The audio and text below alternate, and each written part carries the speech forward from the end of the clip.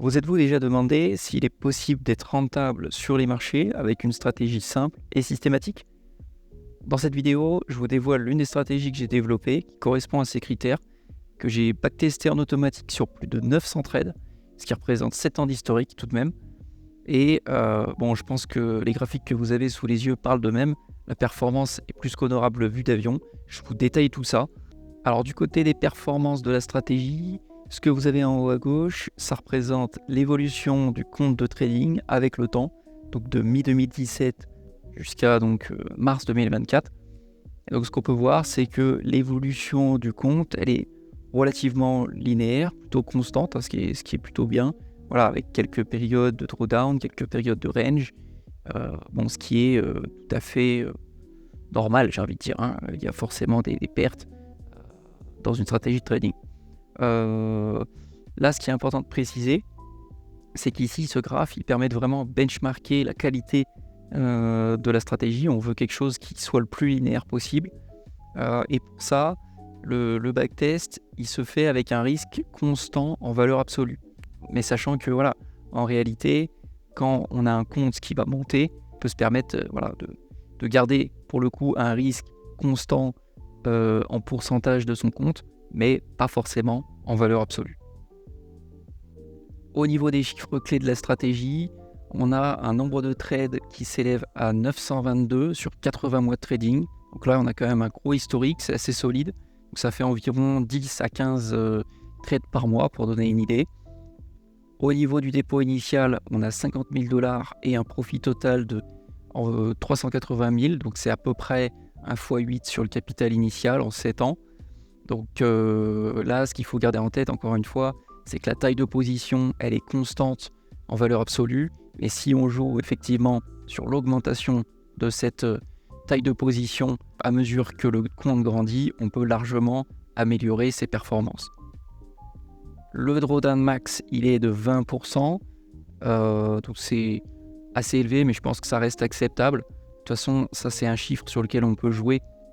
C'est-à-dire qu'en divisant le risque par 2, on peut réduire le drawdown par 2. Là, ça, en fait, c'est tout à fait réglable pour tout un chacun en fonction du risque qu'on est prêt à prendre sur le capital.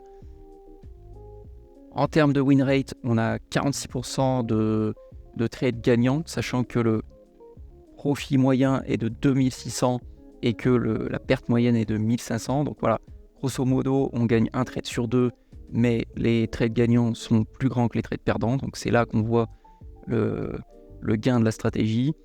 Et voilà, on a un nombre maximum de trades gagnants d'affilée qui est de 5 et de pertes qui est de 8 sur ce backtest. Voilà, et pour terminer un petit peu sur les stats, on a un Sharpe ratio pour ceux qui connaissent qui est de 7.24, sachant que le S&P 500 tourne entre 1 et 2 en fonction des années. Et ça veut dire quoi? Ça veut dire que là, on a entre 3 et 7 fois plus de profit versus le risque qu'on prend si on achetait simplement des ETF S&P 500. Donc, ou si on investissait dans la bourse classique américaine.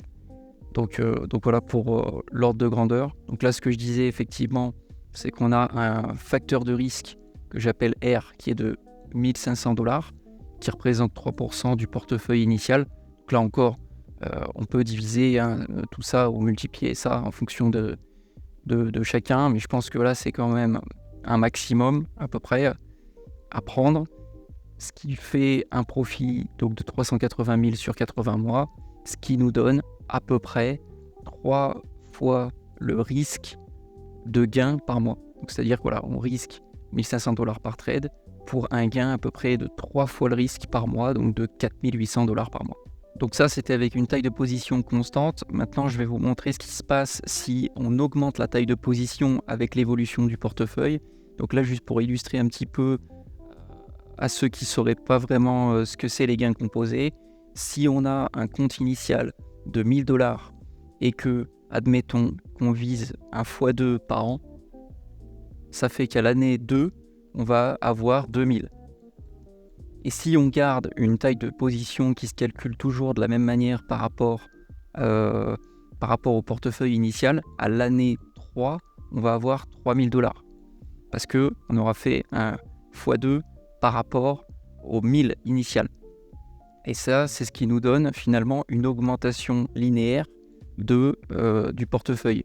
Alors que si on joue sur les gains composés, l'année 2, donc on va bien faire 2000, mais l'année 3, on va faire 4000, parce que ça va être x2 de l'année précédente.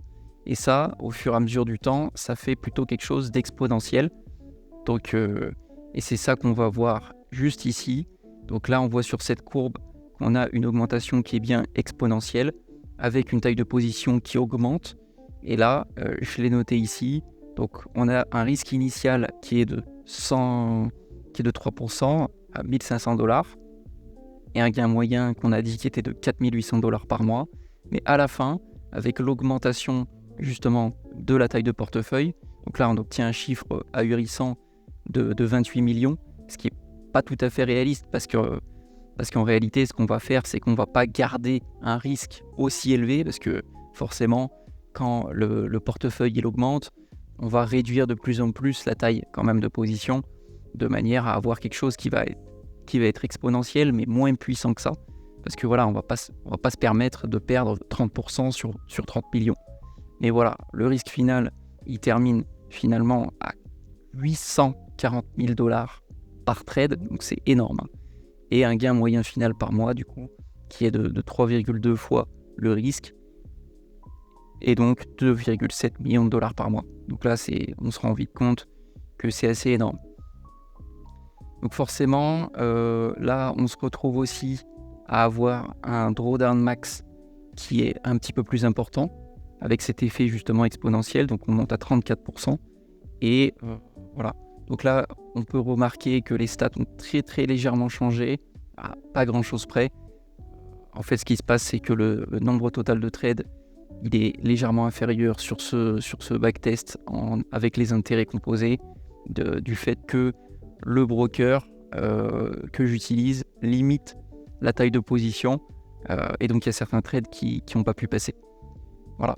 Donc, mais globalement, les stats ressemblent, et on peut voir effectivement l'intérêt de ce principe-là.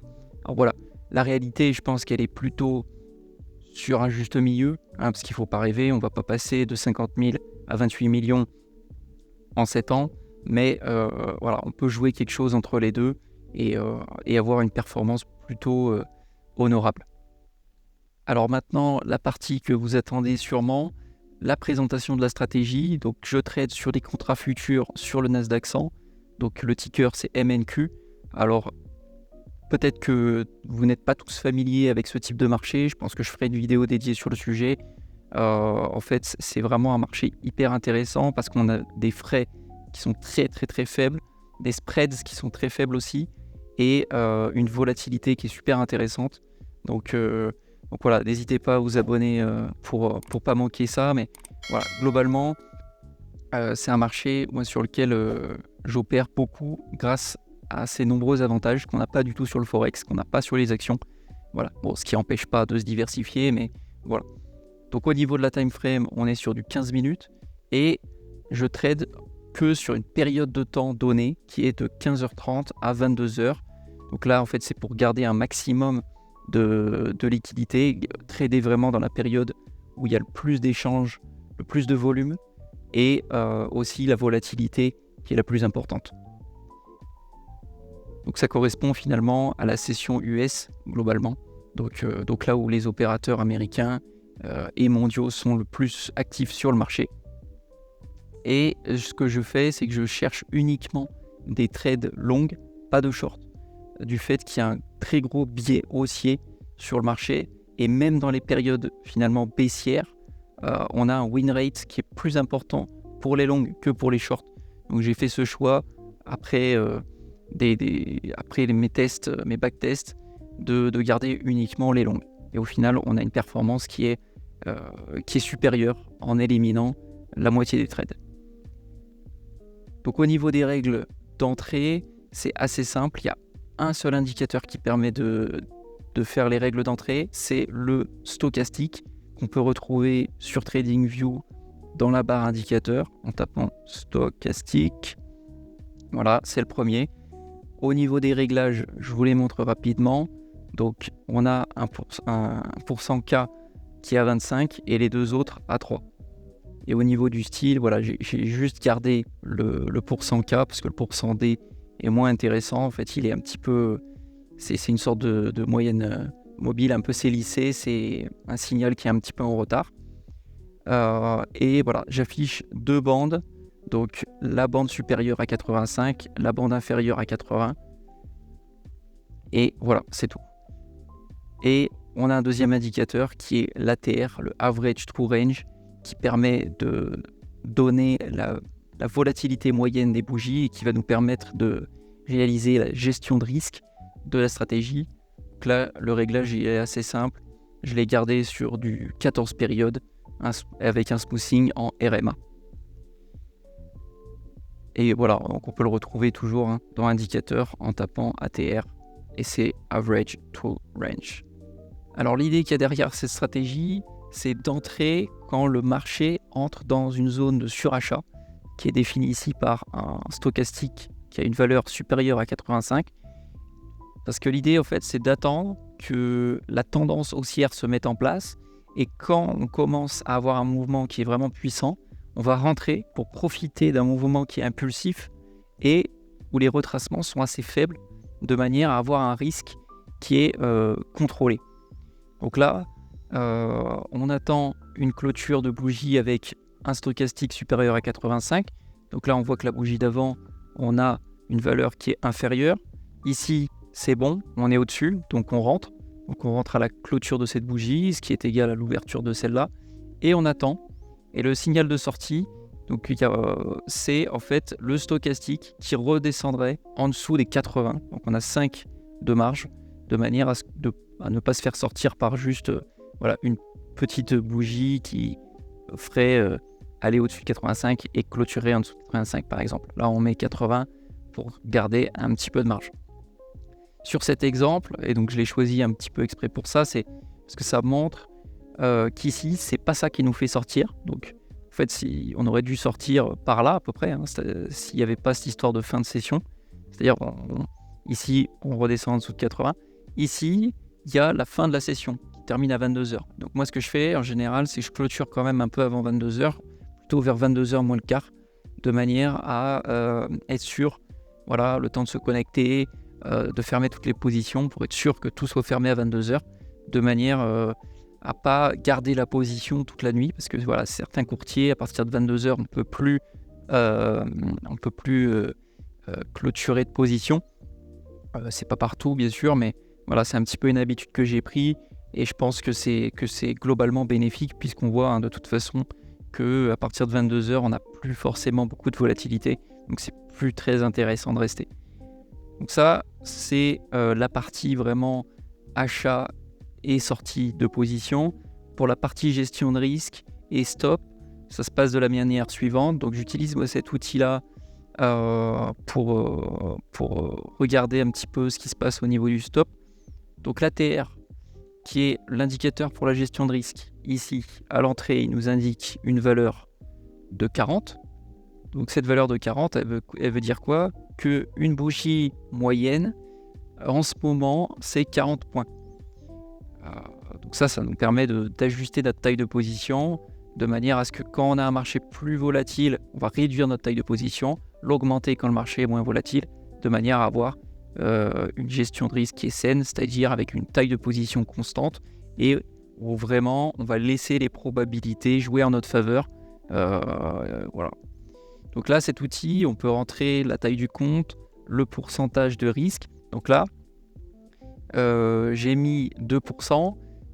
Ça signifie quoi? Quand on met 2% ici, c'est que pour la taille de stop qu'on indique, on a 2% de risque sur le portefeuille. Donc là, en fait, je le prends et je le descends jusqu'à qui marque 40 points, puisqu'on est à 40 points. Donc là, on voit qu'il y a marqué 40 points. Donc s'il y a 40 ici et 2% là, il va nous calculer la taille de position qu'il faut pour risquer 2% de portefeuille si le marché se retourne de 40 points. Et là, ça correspond à 2,4 contrats. Donc là, on arrondit à 2 contrats, par exemple. Et donc, ça veut dire quoi? Ça veut dire qu'on va prendre 2 contrats pour ce trade-là. Et dans cette stratégie, moi, je ne mets pas de stop. Enfin, je mets un stop de sécurité qui est à 10 ATR, donc à 400 points. Donc, c'est vraiment beaucoup. On peut le réduire un petit peu, mais l'idée, en fait, c'est surtout que quand le marché se retourne, on est sorti quand même assez vite. Je vais vous montrer après un exemple perdant. En fait, on est sorti assez vite par le signal de sortie quand le marché se retourne. Donc, c'est plutôt le stochastique qui va gérer la sortie de position plutôt que le stop. Voilà, le stop, c'est quand même bien de le positionner à 5 ATR ou à 10 ATR de son entrée, de manière à ce que si on a vraiment un mouvement ahurissant, on crame pas le compte. Voilà. Mais c'est vraiment une sécurité supplémentaire. Alors, deuxième exemple, dans un cas un petit peu différent. Donc, on a notre entrée qui se fait ici toujours au niveau d'une clôture au-dessus des 85 sur le stochastique. On laisse le prix se développer. Et ce qui est un petit peu particulier ici, c'est qu'on a bien le stochastique qui va redescendre en dessous des 80, clôturer en dessous des 80 avant la fin de la session, vers 20h ici. Ce qui nous permet de clôturer le trade en gain avec une sortie qui se fait non pas de par la fin de la session, mais avec une clôture en dessous des 80. Donc là, on voit que le trade est assez cohérent finalement, donc on n'a pas pu gratter autant de profit par rapport à la volatilité qu'on a eue que précédemment, mais ce qu'on voit, c'est que c'est assez cohérent, puisque finalement, à partir d'ici, en effet, on peut commencer à avoir quelques doutes sur la potentielle poursuite de la tendance, alors qu'ici, on avait un petit peu moins de doutes, c'était quand même plus puissant. Là, effectivement, ça commence à se fatiguer, donc c'est un bon endroit pour sortir. Donc voilà. Donc là, on voit que le stochastique joue assez bien son rôle. Au niveau de la gestion du risque, on a 40 points toujours au niveau de l'ATR. Donc là, on tire le curseur jusqu'à qu'on affiche 40 en bas. On a toujours le même paramétrage ici de 2%. Et donc la taille de position qui est toujours la même aux alentours des 2 contrats. Maintenant, le dernier exemple, c'est sur un trade perdant qui se fait ici le 4 avril. Donc on a une entrée qui se fait au niveau de cette bougie. Et on a finalement un marché qui démarre une tendance haussière, démarre en surachat, mais qui ne se développe pas comme prévu. On a un retournement assez rapide. Finalement, on a notre clôture qui se fait à la fin de cette bougie ici. Donc on a directement une perte, mais qui est quand même relativement bien maîtrisée. Donc là, ce qu'on peut voir ici, je vais remettre 2% comme précédemment. Au niveau de l'entrée, on a un ATR de l'ordre de 22. Donc ici, on voit effectivement qu'on a des bougies qui ont une taille qui est inférieure. Donc on réduit au niveau des 22 et on voit que ici, il nous dit qu'il faut une taille de position qui est de 4,5 contrats. Donc on peut prendre 4. Donc effectivement, on a bien des bougies qui sont plus petites, donc une volatilité plus faible et donc une taille de position qui va être plus grande pour avoir un risque constant. Voilà, donc je pense avoir présenté l'essentiel de la stratégie. N'hésite pas à me donner tes impressions en commentaire, à liker si la vidéo t'a été utile. Dans les prochaines vidéos, je vais développer différents points autour du développement de stratégie, du backtest automatisé et plein d'autres choses. Donc n'oublie pas de t'abonner pour ne pas manquer ça et à bientôt. Ciao!